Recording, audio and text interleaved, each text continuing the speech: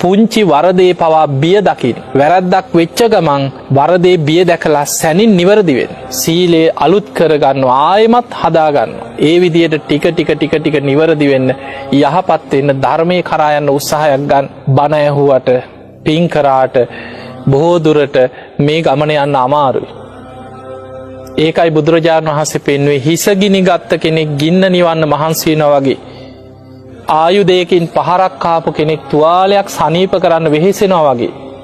අඬා හරි සිල් රකින්න කියන වෙන විකල්පයක් නැහැ. ඒ නිසා ධර්මයේ දියුණු කරගන්න, ගුණධර්ම පුරන්න, ධර්මාවබෝධයට මහන්සියක් ගන්න. ඉතින් ඔබ හැම දිනාටම මේ ජීවිතේ දවසින් දවස මොහොතින් මොහොත ෂණයෙන් ෂණය අපි මරණයට ලං වෙනවා. අපි දන්නේ නැහැ කවදා කොතන කොයි මොහොතේ හුස්ම ටික යයිද දන්නේ නැහැ.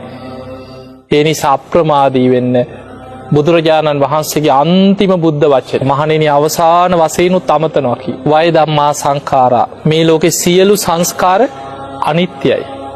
මේ හැමදේම හටගෙන පැවතිලා නැති වී යන ස්වභාවයෙන් යුක්තයි. අප්‍රමාදේන සම්පාදේත. අප්‍රමාදීව කුසල් වඩන්න කි.